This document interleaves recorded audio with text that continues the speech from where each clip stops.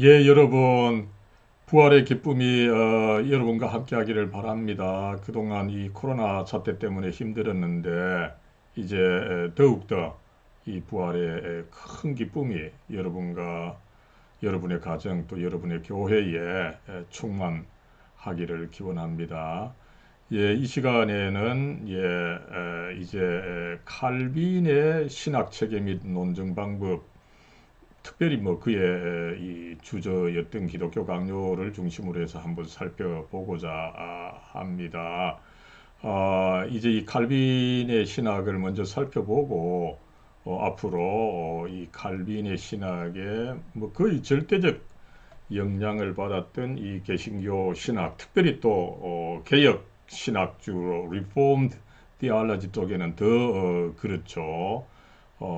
그래서 이제 다음 주부터는 이 칼빈의 사상에 엄청난 영향을 받았던 이 그 개혁주의 신앙 고백, 특별히 요리 문답을 중심으로 해서 살펴볼 것입니다. 그래서 먼저 하이델베르크 요리 문답, 그 다음에 웨스트민스터 소요리 문답, 그리고 나아가서 이제 이런 또 칼빈의 신학과 더불어 개혁 신학, 개신교 신학을 거의 총 정리를 하면서 집대성을 한 프랜시스 어, 투레티누스의 이 변증 신학을 살펴볼 것입니다. 그리고 이제 현대로 나와서 어, 칼 바르트, 그 다음에 폴 틸리 이런 식으로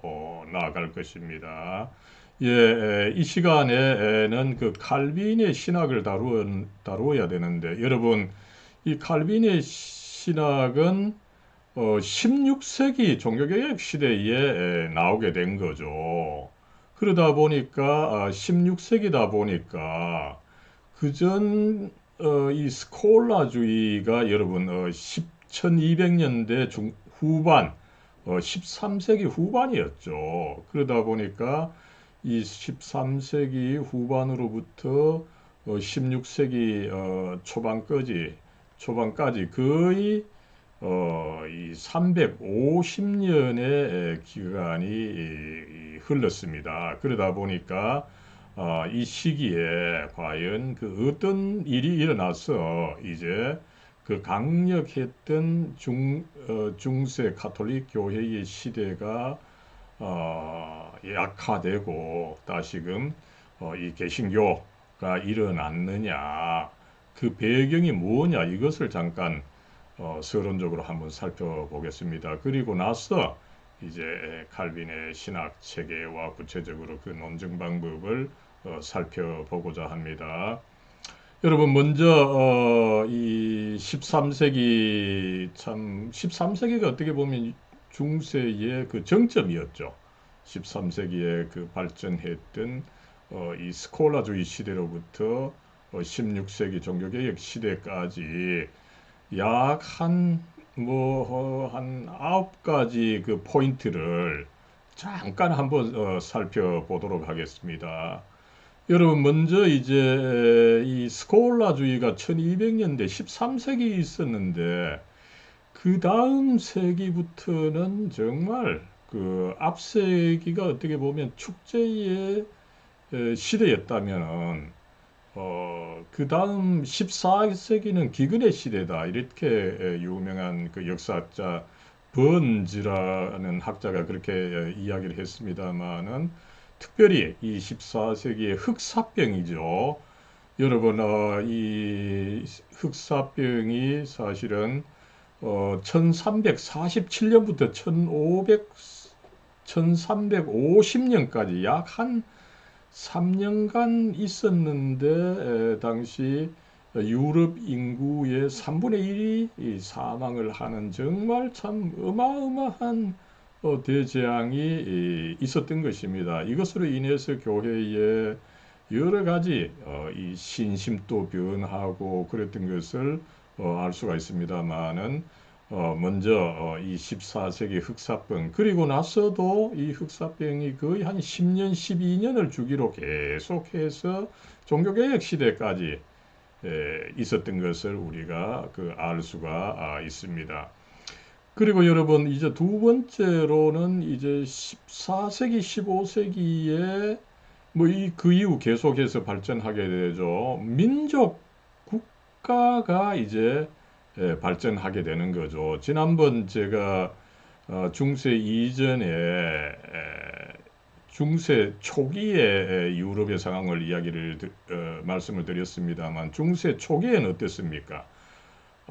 7세기, 8세기, 9세기 경에는 아직까지 유럽의 그 야만인들이 로마 땅에 쳐들어와서 이렇게 정착을 하면서 지방의 영주들을 중심으로 해서 발전했던 것을 알 수가 있습니다. 지방의 토호 영주들이 발전하고 그러면서 중앙의 왕권이 약화된 상태를 봉건주의다 이렇게 이야기를 합니다만은 여러분 거의 한 뭐 13세기까지는 이 봉건주의가 강했고 그러다 보니까 어떻게 보면은 오히려 중앙 집중적인 이 체제를 유지하고 있던 로마 교황 체제가 더 강했던 것을 알 수가 있습니다. 그러나 이제 14세기로 들어서면서 오히려 영국, 프랑스, 스페인에 특별히 이 중앙 왕권이 이제 발전하게 되는 거죠. 특별히 이제 그 14세기, 15세기에 걸쳐서 일어나게 되는 이 영국이 프랑스에 대해서 이제 소위 백년 전쟁을 일으키게 됩니다. 여기서 이제 영국 민족이 이 프랑스를 쳐들어가고 프랑스는 또 어떻게 됩니까? 이때 이제 그 유명한 여전사 이 잔다르크가 나타나는 거죠. 프랑스 민족을 대신해서 싸우는 이 전사, 이 잔다르크가 나타나서 프랑스를 구하게 됩니다만은 이 백년 전쟁이야말로 영국이 먼저 민족 국가로 성립을 했고 그 다음 또 민족 국가로서 프랑스가 그 영국을 극적으로 물리치는 일이 있었음을 우리가 보여주는 거죠. 그 다음에 이제 여러분 이 스페인이 중요하죠. 스페인은 일찍부터 거의 이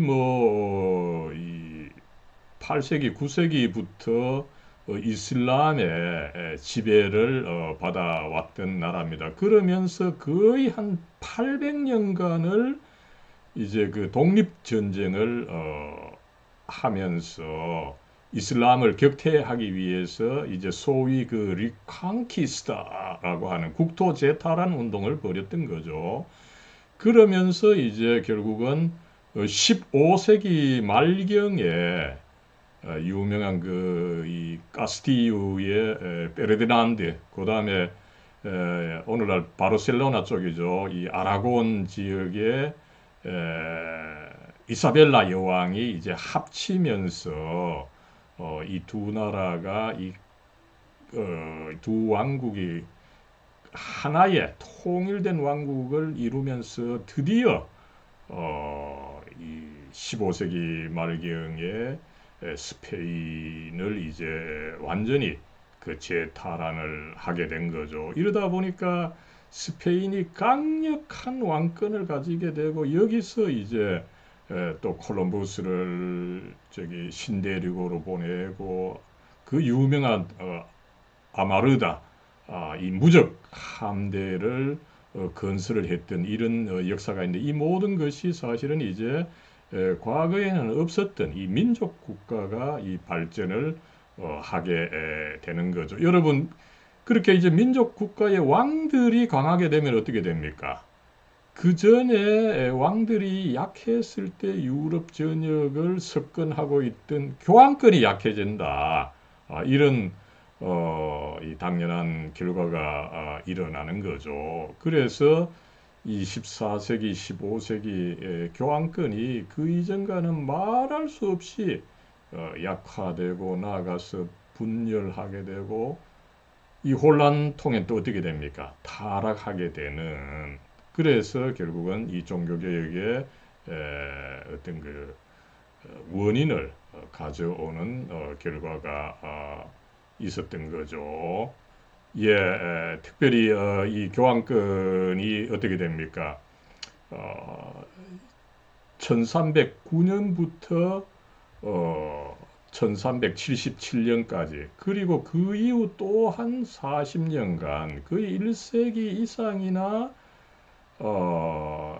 먼저는 이제 그 1309년부터 1377년까지 이 교황권이 저쪽으로 프랑스 남부 지방의 아비뇽으로 가는 거죠. 아비뇽 뭐 이 유수다. 교황이 거기에 이제 포로로 되어 있었다. 뭐 이렇게 이야기를 합니다만은 그리고 드디어 이제 1377년 교황이 로마로 되돌아갔습니다마는 또 이 제대로 그 치유가 안 됐죠.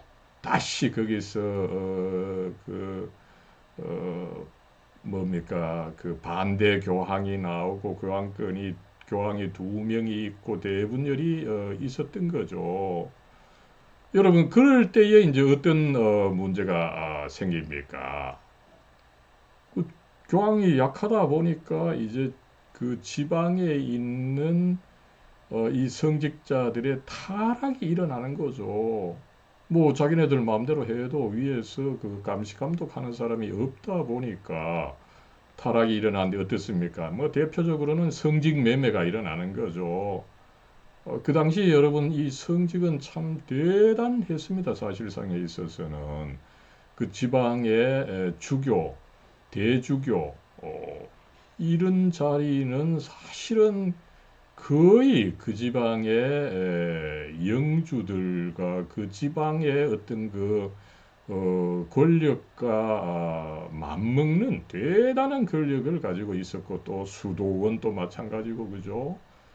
그랬을 때 뭐 이 복수의 성직 그 한 사람의 주교가 필요하지만 그걸 또 주교를 한 명 더 늘리랄지 아니면은 사실상 그 주교도 없는데 주교 자리를 남발한다 할지 아니면 또 어떻습니까? 족벌주의죠. 그 왕하고 친한 사람 아니면 또 뭐 대주교하고 친한 사람 이런 식으로 족벌주의가 있었는가 하면은 또 다른 한편으로 그러다 보니까 어떻게 됩니까? 이 신부들이 에, 또 첩살이를 하게 되는 이런 일도 있었고 그죠? 교회가 엄청난 그 타락상을 보였던 것을 우리가 알 수가 있습니다. 이럴 때 이제 또 이 신학 사상도 좀 변화가 있었죠. 여러분, 그 지난 시간에 우리가 살펴봤지만은 13세기의 이 스콜라주의는 참 대단했습니다. 그리고 이 스콜라주의를 떠받치고 있던 이 양대 수도회죠. 이 토마스 아퀴나스가 속했던 도미니코회, 그 다음에 프란시스코회, 그죠? 어, 이런 그 수도회가 강범하게 발전하고 그 위에 엄청난 학문과 더불어서 이제 스콜라주의가 또 대학의 팽창과 더불어서 발전하고 있었습니다마는 14세기에 들어서 이 새로운 사상이 나타나게 되는데 그것은 바로 그 유명론이죠. 나미날리즘입니다. 뭡니까? 이 우리가 스콜라주의 신학을 살펴봤지만 스콜라주의에서는 사실상 이 하나의 그 보편 개념, 뭐 인간이다 또 뭐 이 신도 사실은 뭐 마찬가지죠. 이런 보편 개념이 그 실제로 존재한다. 이런 보편 개념이 실제로 존재한다는 그런 의미에서 이제 스콜라주의를 비롯해서 그 이전의 사상들을 대표적으로 이제 리얼리즘이다, 실제주의다 이렇게 또 명명을 하기도 합니다. 여기에 이제 14세기에 들어서 특별히 그둔 스코투스, 오캄, 뭐 또 아벨라르드도 마찬가지였죠. 이런 이제 보편 개념은 그것이 그 이름만 있다. 나미널리즘, 유명론이라는 거죠. 이름과 그 개념만 있을 뿐이지 실제 하는 것은 아니다. 실제 하는 것은 오히려 개별자다. 그죠? 여러분 사실은 그렇죠. 그 인간이라고 하는 이 개념이 있습니다. 모든 인간을 뭐 통틀어서 인간이다 이러지만은 사실은 실제로 있는 것은 뭡니까? 황제범, 송재천, 윤성원, 뭐 이런 식으로 개별 존재가 사실은 있는 것이지. 예, 물론 이런 개별 존재의 어떤 합 내지는 어떤 그 공통점으로서 인간은 있는 것 같지만 실제 존재하지는 않는다는 거죠. 그랬을 때 이제 이런 유명론이 발전하게 되면 어떻게 됩니까? 우리가 이 하나님을 그 알에 있어서도 어떤 스콜라주의와 같은 그런 개념을 통해서 알아야 되는 것이 아니라 내 자신의 그 구체적인 그 경험, 나의 경험을 통해서 하나님을 알아야지. 보편적으로 알려져 있는 그것을 통해서 내가 하나님을 구체적으로 알 수 있는 것은 아니다. 이런 식으로 되어버리는 거죠. 아무쪼록 유명론이 발전하면서 이 경험이 특별히 뭡니까? 귀납법이 발전해지는 거죠. 연역법이 아니라 스콜라주의가 연역법을 중시했다면은 이제 유명론이 강화되면서 귀납법을 통해서 차근차근 이 경험해 나가는 이 유명론이 더 강하게 되었다. 이것을 우리가 알 수가 있습니다. 그 다음에 이제 여러분 그 십자군 전쟁도 뭐 거의 한 이 13세기까지 있었죠.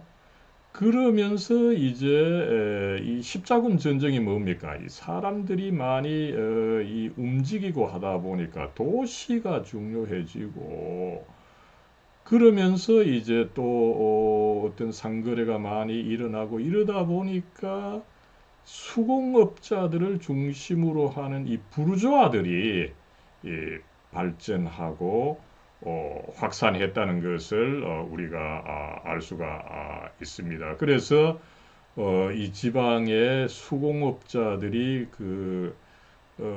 연합, 길드를 만들게 되죠. 왜 길드를 만듭니까? 이 수공업자들은 이 전국적으로 이제 장사를 해야 되는데 지방마다 영주가 뭐 세금을 붙이고 또 통행을 제한하고 이런다면은 상업이 제대로 이 활성화될 수가 없는 거죠.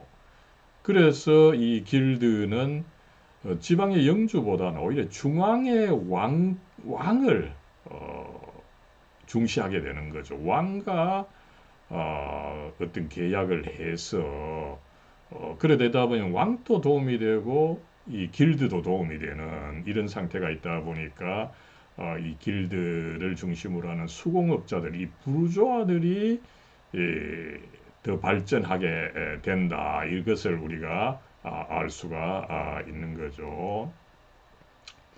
그러면서 특별히 이 15세기 1400년대 뭐 후반부터죠. 혹은 뭐 그 이전부터 이미 좀 그런 경향이 이탈리아에 이제 그런 경향이 있었습니다만은 르네상스 정신이 이제 확산을 하게 되고 특별히 이제 그 종교개혁 이전에 이 1400년대 후반에 되면은 이 르네상스가 굉장히 그 활발하게 발전하고 특별히 이 그 유럽에 있어서 문화 유물이 있었던 이탈리아에서는 예술적인 르네상스가 많이 발전했는가 하면 이런 예술이 부족했던 북쪽에서는 알프스 북쪽 이 스위스, 독일, 네덜란드, 영국에서는 뭐가 발전합니까? 글이 발전한 거죠. 그래서 이 르네상스 인문주의가 이 알프스 이북에서는 북유럽에서는 이 발전하게 된다는 것을 우리가 알 수가 있습니다. 예, 그래서 이 르네상스는 또 이 뭡니까? 어떻게 보면은 당시 하나님께 속한 것, 이 신학적인 것, 이것은 이미 사실은 많이 그 발전이 되어 있었습니다. 그러면서 이제 이 르네상스 시대에는 한편으로 이제 예술과 더불어서 이 고대 그리스 로마에 대한 어떤 그 어, 뭐라 할까요? 조금 그 중시하고 항상 우리가 그 복고주의가 있는 거죠. 과거로 그 회귀하는 복고주의가 있는데 이 르네상스는 그런 이 복고주의의 경향도 강했고요. 그러면서 이제 특별히 이 르네상스 인문주의에서는 고전에 대한 관심이 있었던 거죠. 그래서 새롭게 그 고전어, 특별히 헬라어, 그리스어와 히브리어를 배우고 이런 식으로 해서 이제 고전을 새롭게 연구하는 그 흐름이 있었는데 여러분 고전 중에 고전이 뭡니까? 성경입니다. 성경에 대한 연구도 일어나고 이런 것이 이제 사실상 가톨릭 교회에서 있었지만 결국은 이 개신교가 등장하는데 절대적인 영향을 미치는 것을 우리가 알 수가 있는 거죠. 그럴 때에 또 어떻게 됩니까? 이제 중세 교회가 그렇게 이 타락하게 되다 보니까 이제 더 이상 교회의 권위에 의지하는 것이 불가능하게 되어버리는 거죠. 교회에 의지하지 않는다면 어떻게 됩니까?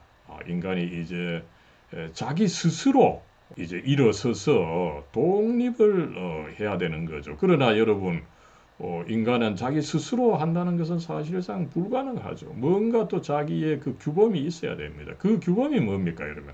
성경입니다. 성경이고 또 어떤 그 모범이 있어야 되는 거죠. 그 모범으로 제시 성경을 이제 한편으로 모범으로 삼고 그 다음에 다른 한편으로 실질적인 모범으로서 이제 그리스도가 제시가 됐던 거죠. 그래서 이 시기에 그 유명한 그 토마스 아켄피스의 그리스도를 본받아라고 하는 이제 책이 나오면서 이렇게 내 스스로 그리스도를 본받고 특별히 그리스도의 그 말씀, 성경에 따라서 살아가면 이제 내가 교회에 의지하지 않아도 된다.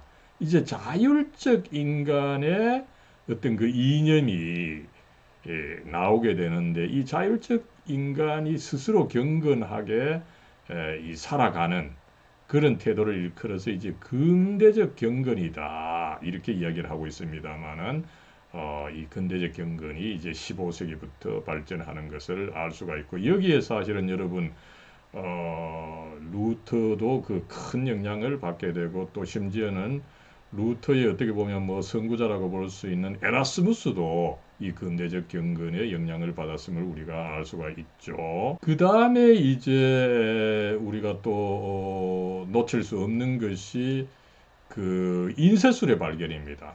또 인쇄를 하려면 무슨 뭐 시장이 있어야죠. 그럴 때 이미 그 앞에서 이미 그 부르주아의 그 발전을 이야기를 했습니다만은 이 부르주아들이 또 이제 근대적 그 경건 정신에 따라서 어떤 그 자율적인 인간이 된다. 그러면 여러분 어떻게 됩니까? 알아야 되는 거죠. 이렇게 해서 이제 지식인이 증가하고 지식인의 요구에 따라서 이제 많은 책이 필요하게 되는데 거기에 따라서 이제 이 구텐베르크가 드디어 1450년경에 활판 인쇄술을 발명을 해서 이제 책을 대량으로 만들어내는 시대가 되면서 그 이전과는 굉장히 다른 시대가 되게 되는데 거기에 어떻게 보면 상응하고 그것을 또 활용해서 종교개혁이 일어나게 되는 것을 우리가 알 수가 있습니다. 이런 어떤 시대적 흐름에 따라 타락하고 있던 교회를 더 이상 이제 그대로 둬서는 안 되고 개혁을 해야 된다. 이런 흐름이 먼저 이미 14세기에 영국의 존 위클리프가 이 개혁을 시도를 했고 그 다음에 이 위클리프의 영향을 상당히 받았죠. 오늘날 그 체코 지역의 보헤미아 지역의 얀 후스가 그다음 15세기 말기부터 이런 그 흐름에 따라서 르네상스 인쇄술의 발전, 그다음에 이 개혁 선구자들의 영향을 따라서 이제 일어난 것이 결국은 뭐 하나로 본다면은 성경을 중시하는 사상입니다. 이제 기독교는 교회보다는 오히려 성경의 근위가 중요하다. 우리가 성경의 말씀을 따라서 자율적인 인간으로 살아가야 된다. 이런 이념이 이제 발전하게 되고 이것을 인문학적으로 보여줬던 것이 어떻게 보면 에라스무스입니다. 그리고 에라스무스의 이런 사상을 종교적으로 기독교적으로 승화해서 발전시킨 사람이 루터였던 거죠. 그래서 이 서양 교과서에 보면은 에라스무스가 이제 알을 낳고 그 알을 종교개혁의 알을 낳고 그 종교개혁의 알을 부화시킨 것이 루터다 이렇게 이야기를 하는 흐름이 있습니다. 그래서 드디어 1517년 이런 이제 정신을 이어받았던 루터가 이 당시 교회의 가장 그 문제로 지적되던 이